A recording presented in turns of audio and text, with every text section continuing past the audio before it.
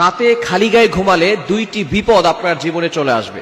অবশ্যই আপনি দুইটি বিপদের ভিতরে পড়ে যাবেন। আমরা অনেকেই আছি রাতের বেলা যখন গরম বেশি লাগে তখন আমরা খালি গায়ে ঘুমাই। নবীজি সাল্লাল্লাহু আলাইহি সাল্লাম কখনো খালি গায়ে ঘুমাতেন না।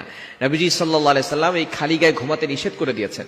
আমাদের নবী তার উম্মতের জন্য A to Z যা কিছু লাগবে সব শিক্ষা দিয়ে গেছেন।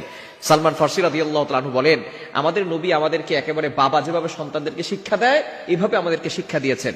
আপনি কিভাবে টয়লেটের ভিতরে ঢুকে পরিষ্কার পরিচ্ছন্নতা অর্জন করবেন সেটাও নবীজি সাল্লাল্লাহু আলাইহি ওয়াসাল্লাম শিক্ষা দিয়েছেন, এবং আপনি কাবা ঘরের ভিতরে কিভাবে নামাজ পড়বেন সেটাও নবীজি শিক্ষা দিয়েছেন। সুতরাং আমাদের নবী হচ্ছেন আমাদের রুহানি পিতা। পিতা যেভাবে সন্তানদেরকে শিক্ষা দেন, আমাদেরকেও নবীজি সাল্লাল্লাহু আলাইহি ওয়াসাল্লাম এভাবে শিক্ষা দিয়েছেন কিভাবে তার উম্মত জান্নাত পর্যন্ত চলে যাবে। সুতরাং রাতের বেলা খালি গায়ে ঘুমাবেন না। রাতের বেলা যদি আপনি খালি গায়ে ঘুমান, এক নাম্বার বিপদ হচ্ছে ফেরেশতারা আপনার জন্য বদদোয়া করবে। কেননা ফেরেশতারা কিন্তু লজ্জাশীল অনেক বেশি। ফেরেশতারা আপনার পাশে কিন্তু সব সময় থাকে। প্রতিনিয়ত 20 জন ফেরেশতা আমাদেরকে প্রটেক্ট করছে, হেফাজত করছে প্রতিনিয়ত। লাহু মুআকিবাতুম মিন বাইনি ইয়াদাইহি ওয়া মিন খালফি ইয়াহফাযুনাহু মিন আমরিল্লাহ। আল্লাহর অর্ডারে প্রতিনিয়ত আমাদেরকে 20 জন ফেরেশতা সব সময় প্রোটোকল দিচ্ছে এবং আমাদেরকে হেফাজত করছে।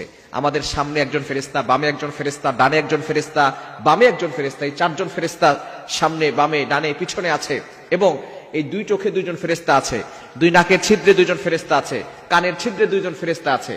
তাহলে এখানে হচ্ছে 6 জন, আর সামনে পিছনে বাম পাশে ডান পাশে হচ্ছে 4 জন, মোট হচ্ছে 10 জন। এই 10 জন সকাল থেকে সন্ধ্যা পর্যন্ত ডিউটি পালন করে। আবার এই 10 জন চলে যায় সন্ধ্যার সময়, সন্ধ্যার পরে আবার সারা রাত ধরে বাকি 10 জন আবার আপনার হেফাজত করার জন্য তারা ব্যবস্থাপনা করে। সুতরাং এই 10 জন 20 জন ফেরেশতা প্রতিদিন আপনাকে প্রটেক্ট করছে, হেফাজত করছে। যদি এই ফেরেশতারা আমাকে আপনাকে প্রটেক্ট না করতো, হেফাজত না করতো, তাহলে মুরগির বাচ্চাকে যেভাবে কাক অথবা চিল পাখি, যে পাখিগুলো আছে, বাস পাখি আছে, এরা মুরগির বাচ্চা খেয়ে ফেলে, যেভাবে মুরগির বাচ্চাকে ছো মেরে উড়িয়ে নিয়ে যায়, সেভাবে যদি ফেরেশতারা আমাদেরকে প্রটেক্ট না করতো তাহলে এই মুরগির বাচ্চাদের মতো জিন জাতি আমাদেরকে ছো মেরে উড়িয়ে নিয়ে যেত। সুতরাং অবশ্যই এই ফেরেশতারা আল্লাহর অর্ডারে আমাদেরকে হেফাজত করছেন। সুতরাং আপনি রাতের বেলা খালি গায়ে ঘুমাবেন না। ফেরেশতারা এতে লজ্জাশীল হন এবং আপনার জন্য দোয়া করেন না। এজন্য অবশ্যই এই বিষয়গুলো খেয়াল করতে হবে। দ্বিতীয় নাম্বার হচ্ছে, যারা রাতের বেলা খালি গায়ে ঘুমায় তাদের বিভিন্ন রোগ হওয়ার সম্ভাবনা আছে এবং জিনের আসর লাগার সম্ভাবনা আছে। বর্তমানে আমাদের সমাজে জিনের আসর এবং কালো ম্যাজিক, জাদুটোনা এগুলো বেশি হচ্ছে। রাতের বেলা খালি গায়ে ঘুমালে, আবার অনেক পুরুষ আছে দেখবেন রাতের বেলা সে এমনি সকালবেলায় বের হচ্ছে খালি গায়ে, মানুষ তার শরীর দেখছে, এটা দেখলে কিন্তু বদনজরের সম্ভাবনা আছে এবং জাদুটোনা এবং জিনের আসর লাগার সম্ভাবনা আছে। মনে রাখবেন, বদনজর একজন সুস্থ মানুষকে অসুস্থ করে ফেলে।